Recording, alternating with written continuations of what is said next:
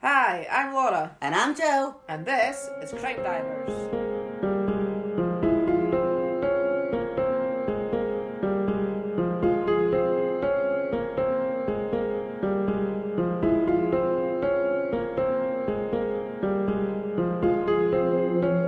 Hello everybody, welcome to today's episode. Hello everyone, welcome back. Yep, thanks for joining us once again. Yep, here we are for another CrimeDivers episode. So Jill, where in the world are we? We're in the USA. And what is your title? My best friend's murder.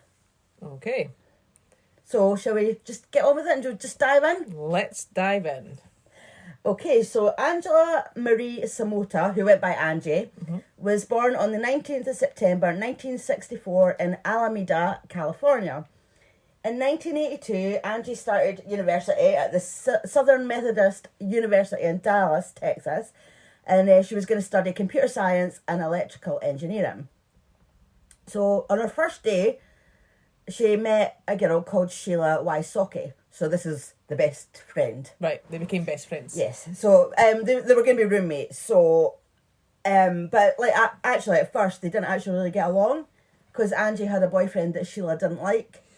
But then it didn't last long. So when they split up, Angie and Sheila actually became close and became best friends. Yeah. And she said that they both grew up without dads, and Sheila said that they bonded over not having fathers in their lives. They became best friends, and Sheila said Angie had a great personality, and she was cute and she was smart. She would study late into the night, and it paid off as she was doing well with her studies. But her second year of uni, Angie decided that she wanted to get an apartment off campus and she wanted to live by herself. So she moved out. But her and Sheila still remain best friends. And by that time, she'd met her boyfriend, Ben McCall. He was a little older than her, and he worked in construction. So on the Friday the 12th of October 1984, when Angie was 20, she was going on a night out, and there was like some big football game on between the University of Texas and the University of Oklahoma.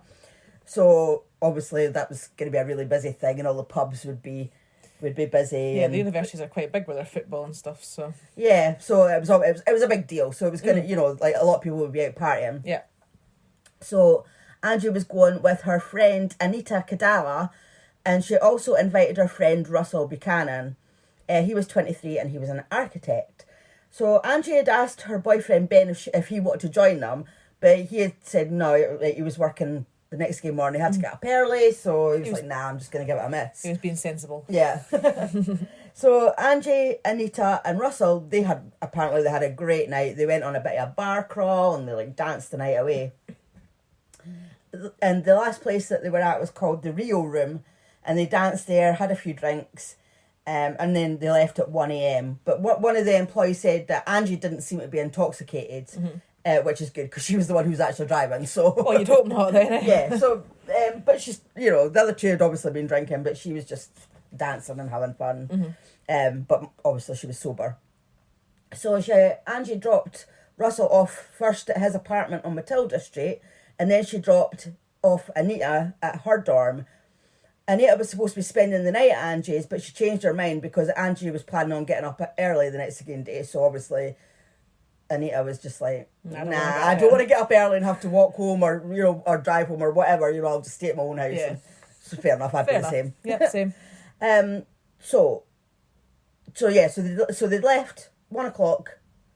They'd left the pub, and she dropped them off, and then she went home. So at 1:30 in the morning, Ben, Angie's boyfriend, his phone started ringing. So he woke up and answered it, and it was Angie, and she just said, "Talk to me."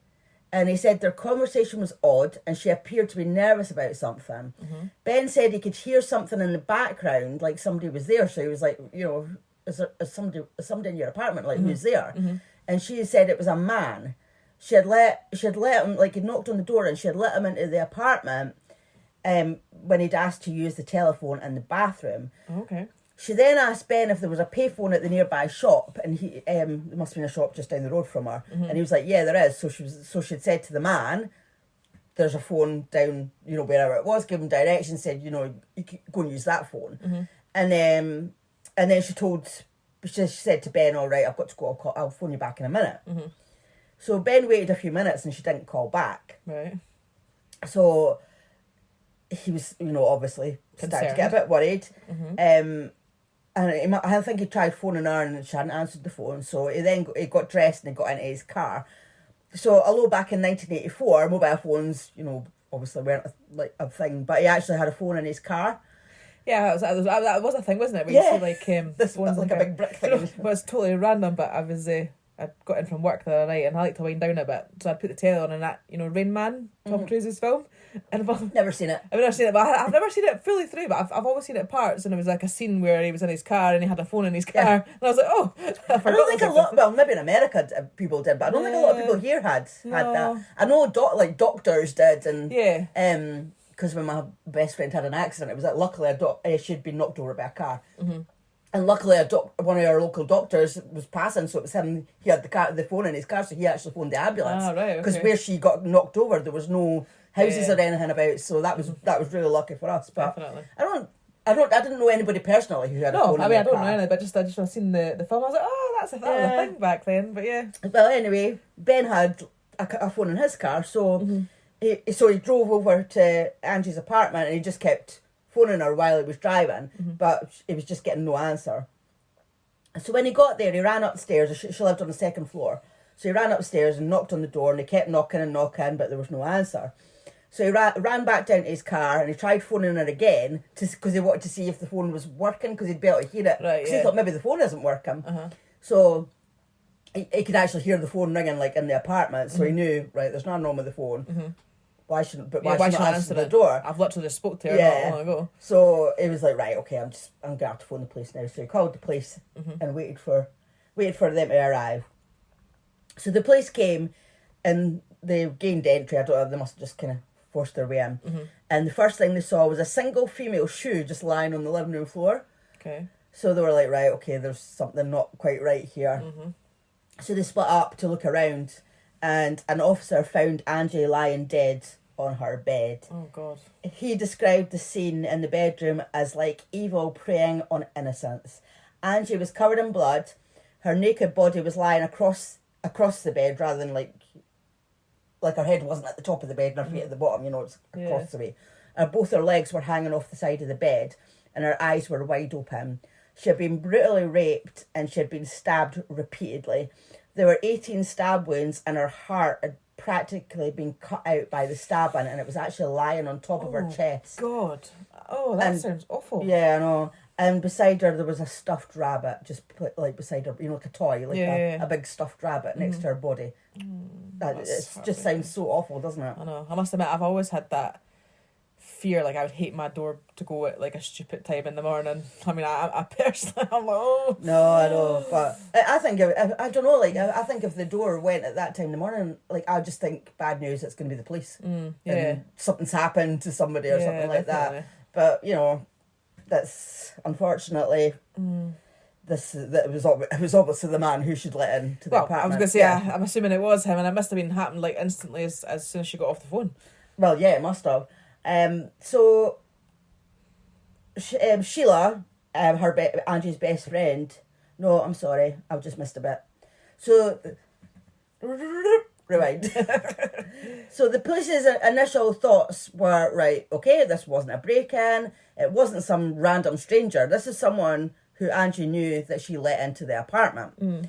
And with Angie being stabbed 18 times, it was like it was somebody who was angry at her. Yeah. There was a reason for this, like why they've done this. Because, I mean, I don't know if, like, say if the door goes at that 10 in the morning and it's not somebody you know, you would be a bit wary about letting them into your apartment, wouldn't you? So maybe she obviously did know him.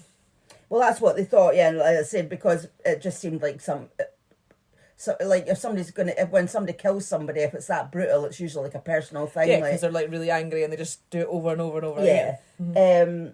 So the police and her friends and everybody, they all thought, right, it's somebody that Angie knew. And Sheila, our best friend, she was actually sure that it was Angie's ex-boyfriend, the one that she hadn't liked. Yeah. Because the summer before that, and when Angie was with this guy, she had called Sheila one night and told her that the guy had pulled a knife on her. So they phoned the police. Right. And there had been an occasion where he had cut up her clothes in a rage as well. Oh, God. Now we're seeing why Sheila didn't like him. Yeah, I mean, she always had very, very good reasons just to not like him. So that's why she thought Could it be him? Mm-hmm. But as the police investigated him, they found he had an alibi. He was working the night of the murder, and the swabs of semen and saliva they took from him proved that it couldn't have been him. And I'm gonna like sort of get onto that in a minute. There's a reason for that. I'll get onto that in a minute, right? Yeah. Okay. So the other two suspects. So that's 3 suspects. So there was the ex-boyfriend, and the other ones were Angie's boyfriend Ben because he's the boyfriend. Yeah. Mm-hmm. And Russell because he'd been out with her. Yeah, he'd been out night. with him. Yeah. So Ben was a suspect because he'd been the one to call the police as well. Yeah. And the police perceived him as indifferent, and that made them very suspicious. They felt that the 911 call wasn't very panicky. Yeah, I know. I mean, how many times? I mean, I don't think anybody knows how they're going to react in a situation like that. And some people might be really panicky in their voice. Some people might be able to be calm in their voice. That doesn't shock. Oh yeah, it could be shock. They've, anything. It could. That doesn't mean that makes them suspicious because of the way they've made the phone call. I mean, in some cases it probably does. Well, but maybe it does, but you not every case is like that. I mean, I don't know how I would react in that situation. I mean, I might Nobody knows how they're going to react. And at the crime scene as well, like, it just didn't seem to show any emotion. But I mean, it could be shock. Oh yeah, exactly. I mean, disbelief. Yeah, it could be anything. And then police thought that because Angie had gone out with Russell that night, that Ben got jealous and went over to her apartment in a fit of rage and killed her. So that was their kind of theory. Reason, yeah. So Ben was questioned and he gave them a blood sample and a saliva sample. So I'll explain about the blood, semen and saliva samples. So when it comes to giving these samples, because remember, obviously, we're back in 1984? Yeah. So it's not as advanced as it is now. Yeah.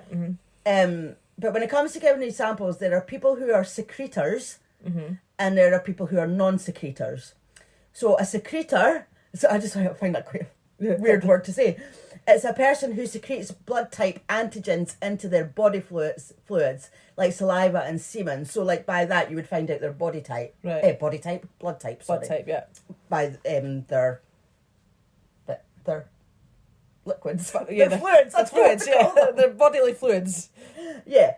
So a non-secretor is a person who doesn't secrete the blood type antigens into their body fluids, so that you can't tell what their blood type is by looking at their body fluids. Right, okay. So do you understand? I'm assuming that's just like a natural bodily thing that happens that some people's bodies... Some do and some don't. Some don't, yeah. Did you understand? Yeah, I get what you mean, yeah. Okay. So basically it means that a non-secretor's blood type can't be found in any of their fluids. But there's only 15 to 20% of the population are non-secretors. So if you give the population 15 to 20%, that's not a lot. Not a lot, no. Right. So Ben and Angie's ex-boyfriend were soon ruled out because they were both secretors.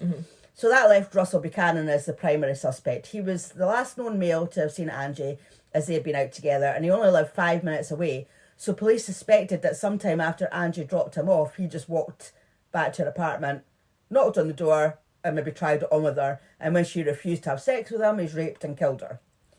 So but then my question, I don't know if you're going to answer it or not, is when she phoned Ben, why would she not have said it was him there? I don't know. Because she said that there's been a man that's asked to use the toilet and the phone. Yeah, but you have to remember that that's only Ben's account of what she said. Yeah, how do we not know that Ben's the killer? This is true. We don't know that at this point. Yeah.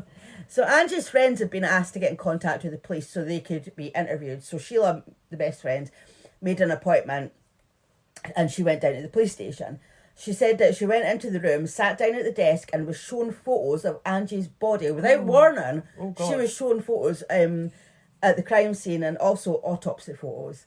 Really? She said, I just felt paralysed. She said she saw her best friend covered in blood with her eyes open, lying dead on her bed. No, that's an image you'll probably never forget. Yeah, exactly. Why would they show them that? Absolutely awful. I mean, they could maybe say, look, we would like to show you. But why would they want to show her? I don't know what that would help her.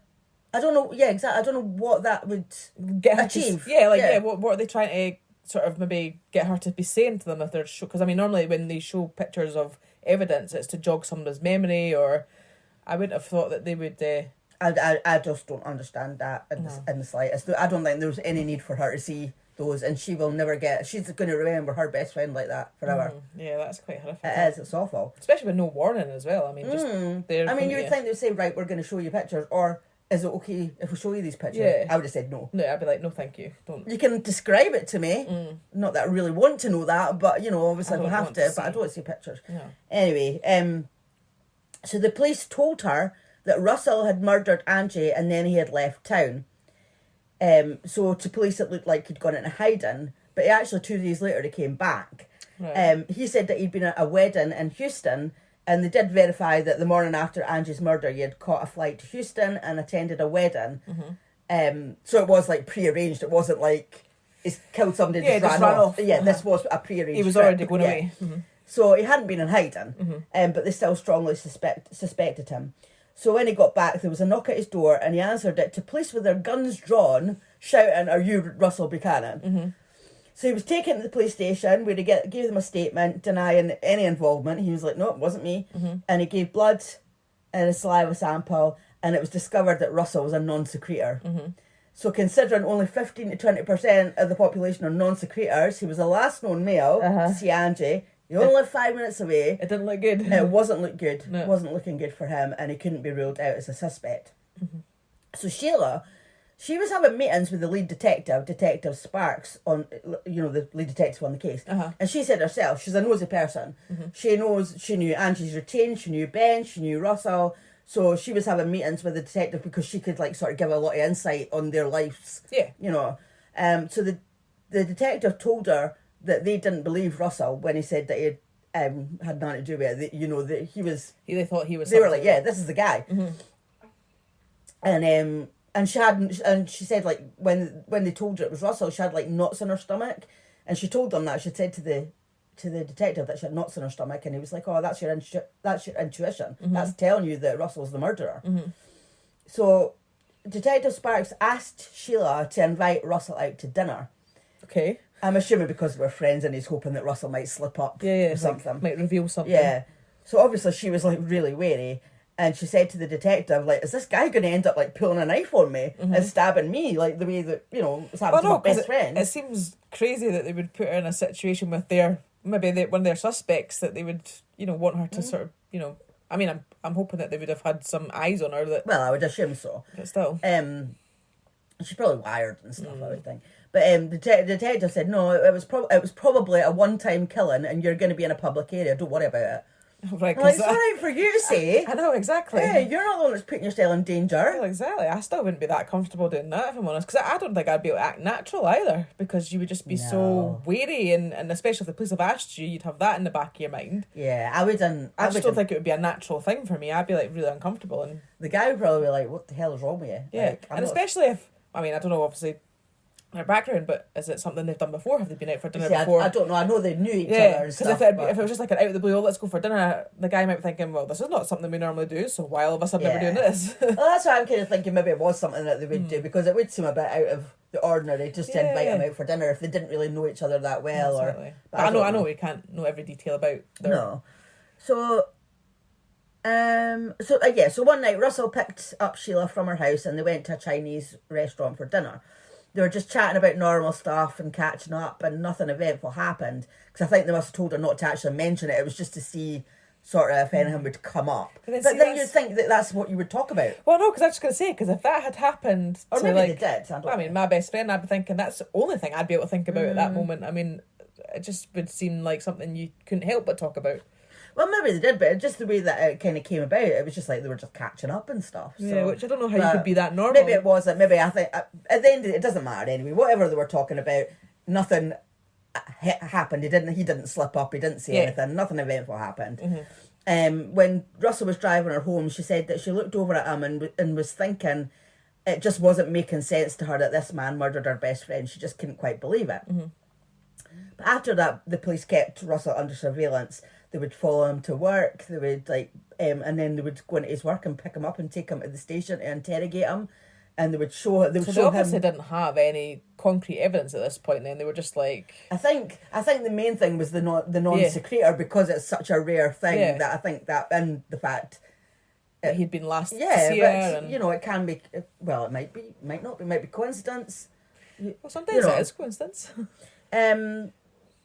Yeah, so they would like just follow him to work, pick him up for work, and then just go, right, come on, we're going to the police station. They just like try to intimidate him as well, I think. Probably, yeah. and they would show him like the crime scene photos as well, like just shoving them right in his face and everything, which I can understand more, because if a suspect was saying this is what you've done to this person, they might kind of crack and maybe confess. So I can understand that. To me, that's what they're looking for him to do here, is that they've not got any concrete evidence apart from the non-secretion thing. Then they're obviously trying to get him to confess to it and try to just intimidate him at this point. And like Russell said, so like they were showing the crime scene photos and say, we know what you did, you know. And then Russell said that he would be at a stoplight in his car, and Detective Sparks would just pull up next to him, like just to let him know that he was still following him. So that, to me, that's intimidation, isn't it? Yeah, totally. So that's almost like harassing him. I mean, they might have a good reason to, though. Well, I mean, I just don't know if that, you know, when you're got a suspect, I mean, surely there's like limits of what you can. Well, I don't know, because he can't prove that he's been followed just because it's a coincidence that the detective pulled up next to me, you know. He had previously passed a polygraph, but then police were now saying it was inconclusive. So they've obviously decided, they've made up their minds. But yeah, if they had failed it, that would have been absolutely correct. Of course, you know, I mean, they're just making up their own narrative, really, aren't they? They're just like, they're fitting it. Yeah, basically, they decided this is the guy. They've got one little bit that obviously they think's, that's enough to sort of tie him to, but we obviously need more to make it like a real good case. So now we're just going to align things so that they all fit, so everyone fits, to our narrative of what's happened. Yeah, that's basically what it is. So Russell, up to this point, Russell hadn't had an attorney, but now his parents have told him to get one. And in Sheila's words, quote, he lawyered up, and you know, most guilty people lawyer up. And then I was told that they couldn't touch him anymore. So with all that evidence stacking up, it was Russell, end quote. So meaning now she believed that Russell was guilty. She was like, yeah, it was him. Yeah, because I mean, I can kind of see, but I'm doubting whether it is Russell at the moment. It just seems too easy to be him right now. Well, I'm not saying a word. So a few months later, Russell left the country, and to Sheila, that was more proof that he did it, because it looked like he was fleeing.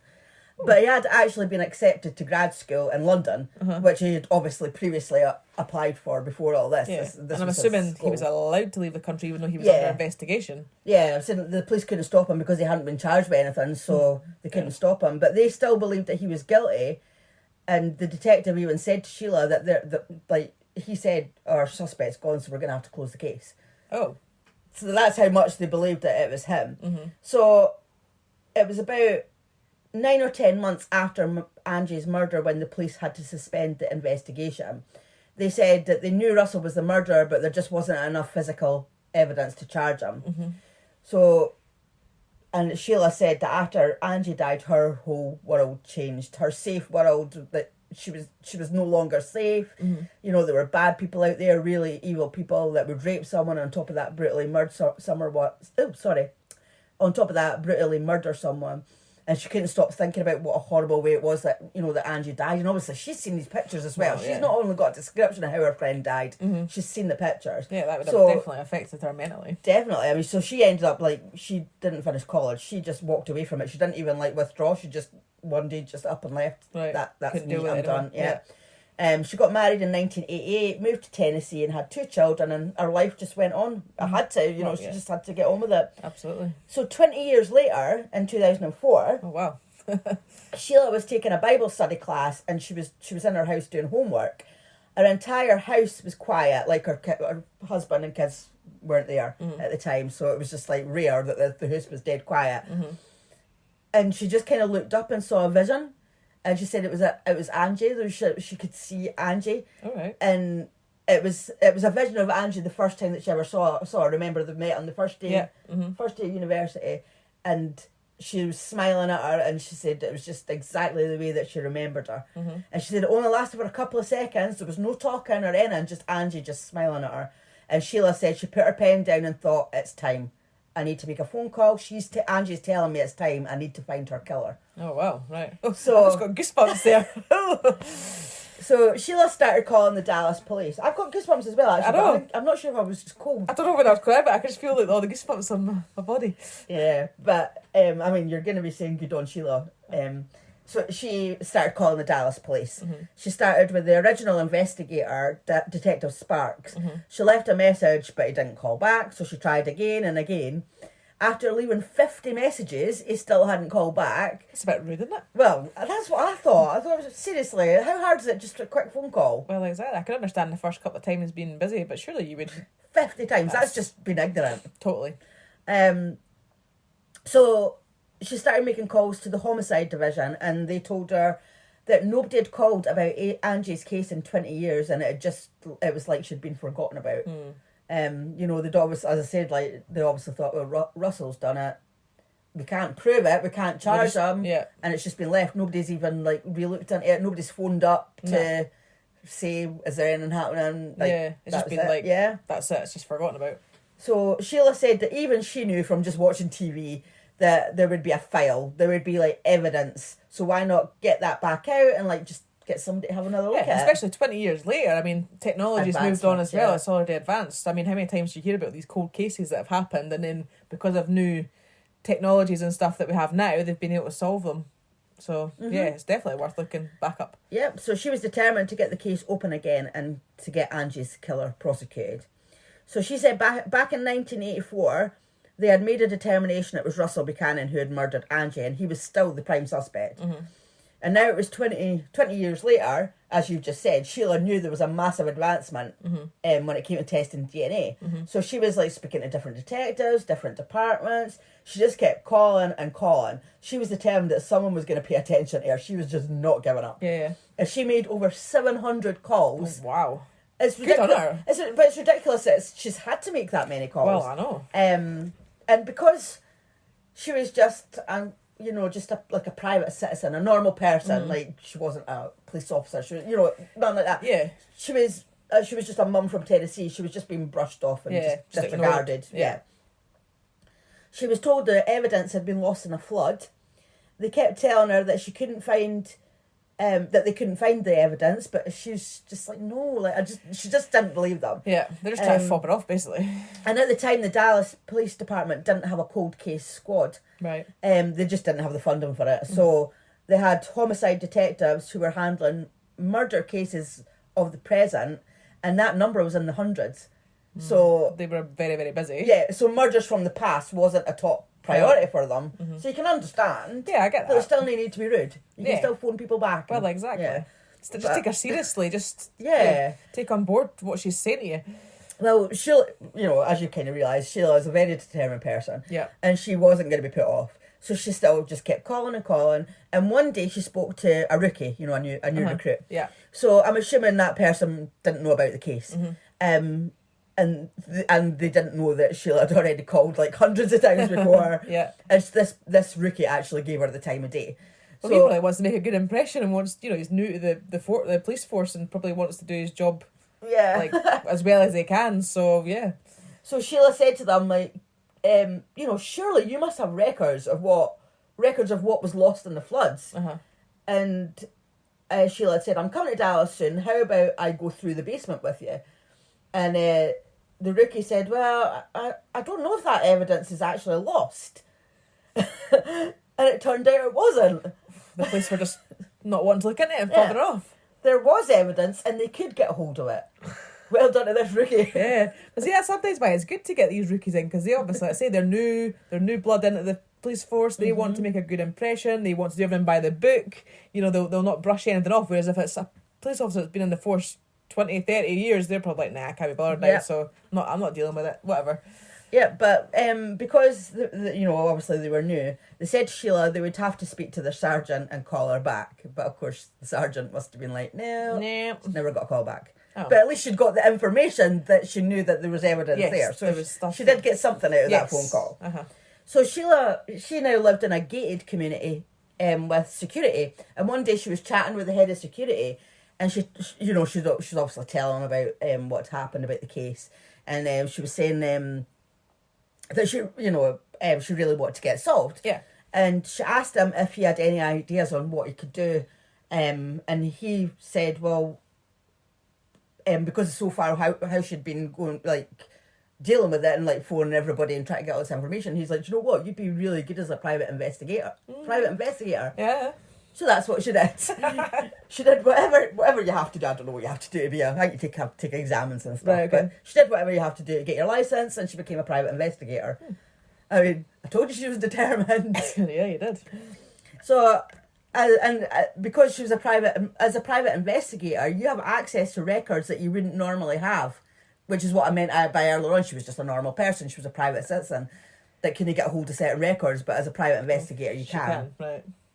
So Sheila said that when she got her licence and called the Dallas police, she thought they would open everything up to her. She thought they would say, "Here's all the evidence, go and solve it." But they didn't. No.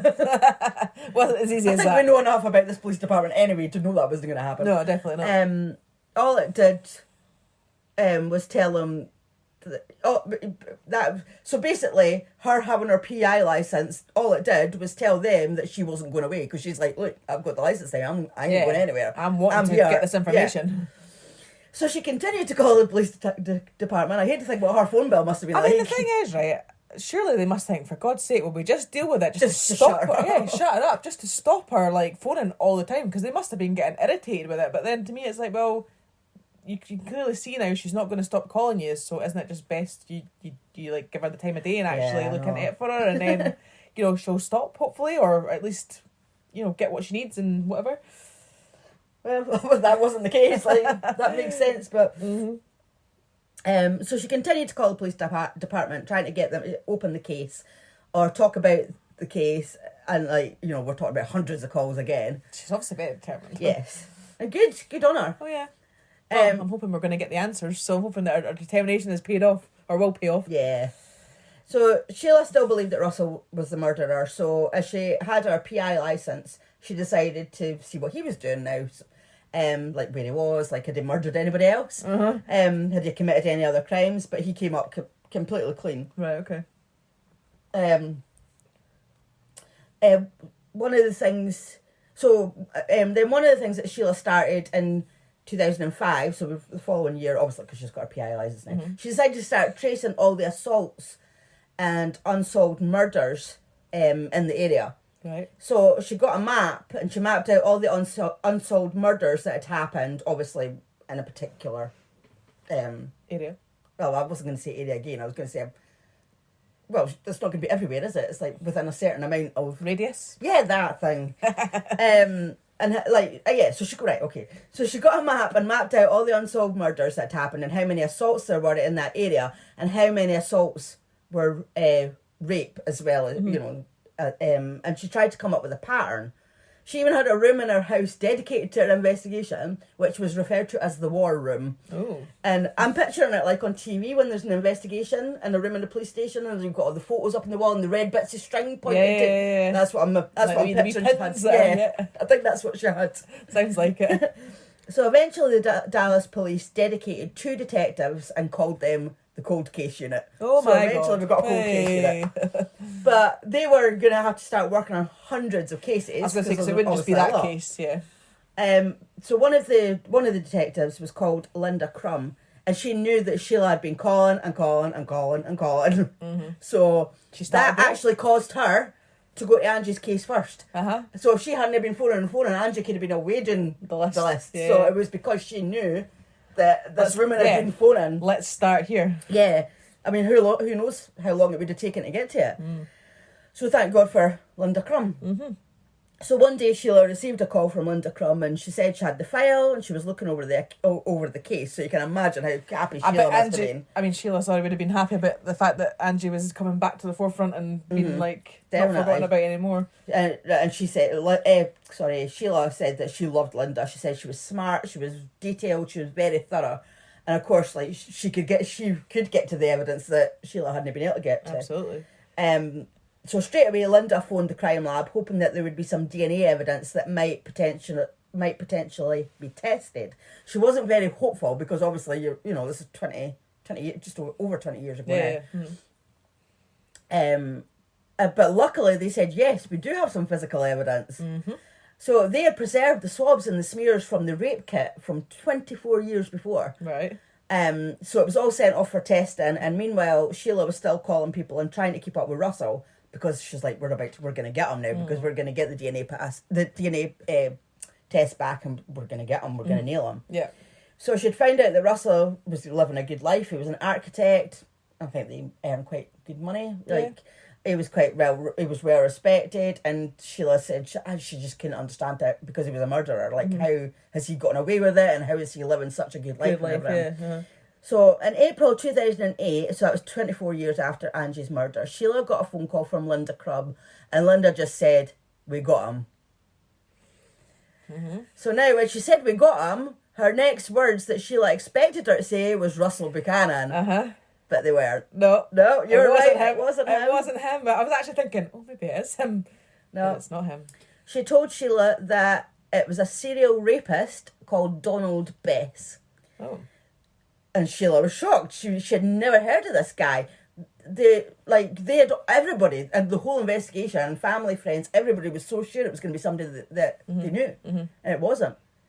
So going back to the whole thing about when Angie phoned Ben and said there's a strange guy, like a random guy. It obviously was a random guy. So, but I just think, I don't know why that wasn't sort of taken into consideration. Well, yeah, because that's what I'm saying. Like, if it had been Russell, then I thought that Angie would have said, I said Russell's here. Russell's here, yeah.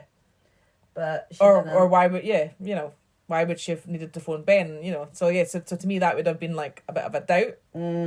At that moment, so I don't understand why that wasn't really. That was running through my head the whole time. Especially once they ruled Ben out of being a suspect, because obviously, like you say, he could have just made that up at that moment. But once they ruled it out and he wasn't a suspect anymore, then what he said to me was quite important, because he didn't say that Angie said it was someone she knew. Well, exactly. He was the last person that she spoke to. So why are they not? Unless they've thought, he's made a mistake, maybe she didn't say that, or maybe he's kind of said, well, actually, maybe she didn't say that, maybe, but I mean, how hard is it to sometimes to remember things, like, especially when something traumatic's happening? I guess so, but I don't know. But anyway, it was a strange man. This guy's name had never came up in the 24 years since Angie's murder. This guy's name, he'd never been a suspect, he'd not even been a person of interest, just absolutely nothing. So Sheila obviously immediately went online and looked him up.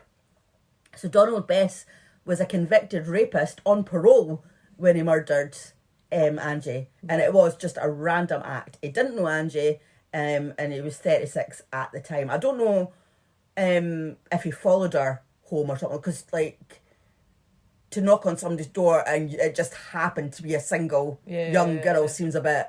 So I'm thinking maybe he's seen her getting out the car and maybe followed her up to her apartment. He was just looking for an opportunity, possibly. Yeah, I think so. He was current. So at this time, so now, like, when they realise it's him, and he's in prison now at this point. Right, okay. So he was currently in prison on a life sentence for aggravated sexual assault that he had committed 7 months after Angie's death. Right. And he was just about to be paroled again. Right. So luckily they caught him before he got paroled again, and then did it to somebody else. But the night of Angie's murder, she had gone home after dropping her friends off, and about 10 minutes later there'd been a knock at the door. She'd opened it, and this guy, Donald Best, who was 265 pounds, which is about 18.5 stone, and 6'3", was standing there. Because you can imagine it, this was a big guy. He just stepped right into her house. He then asked for a drink of water and to use the phone. He went down the hallway, and she went in the opposite direction to where the phone was, and she called Ben. So while she was on the phone to Ben, Donald Bess had walked around to make sure that she was alone, and he had picked up a knife. She had hung up the phone and basically just grabbed her, dragged her into the bedroom, and raped her. He covered her mouth and he started stabbing her. And when he was finished, he went into the bathroom and washed his hands, took a towel and the knife, and just left the apartment, just walked away from it. Oh. So, while being interviewed by police, Donald Best stated that all women are bitches. Lovely. Thanks for that. But when this was testified in court, Sheila was there. She said that she was sitting there with a notepad, and she wrote down, "Well, this bitch just put you in that chair." I like that. Yes, Sheila. Yeah, go Sheila. That was actually really good. I like that. So I thought that was. I just thought, God, see Sheila, what a woman. Oh yeah, totally. So on the Monday, the 14th of June 2010, Donald Best was sentenced to death. He has since appealed a few times, but the appeals have been rejected. So he's now 74 and still on death row with no execution date set. So Russell Buchanan got a phone call from the Dallas Police Department, and they told him that Angie's murderer had been caught, and they apologised to him. But he was actually unaware that he was considered a prime suspect. Like, obviously, he knew back then, but as I said, like, he just went on with his life, and because he'd went away to London and whatnot, I think he just thought, oh, well, because they weren't harassing him anymore or anything like that. Because look what they'd been doing to him, following him and interrogating him. That was it. They must have thought they've moved on to somebody else, like that. You know, so he didn't even know all these years, which is probably a good thing. I was just going to say, I'm kind of glad for him, because that would have been horrible. Maybe like if he still thought that, and he was maybe always looking over his shoulder. So maybe it was a good thing he actually went to London, and that sort of enabled him to get on with his life, and he was unaware of what people still thought about him and stuff. And I think so. And like, you know, imagine like for 24 years just looking over your shoulder, wondering if the police are going to come and get you. Which technically the police might have still come and got him, but is this the day that they're going to come and arrest me and charge me and convict me for a crime that I clearly didn't commit? Which I'm so glad that he didn't get to that. That didn't happen to him, because I mean there has been cases where people have been wrongly convicted of crimes, which they could have easily done that, I guess. I mean, thankfully. they could have still took it to court and just hoped that the jury would have convicted them on what they had. Yeah, but that would have been a bit flimsy. Yeah, but they obviously didn't have enough evidence to get to that point, which is really good. Which is good. Well, they didn't, because they didn't do it. Well, yeah, exactly. He didn't do it, exactly. But yeah, so thank God. I think it's good that he didn't know.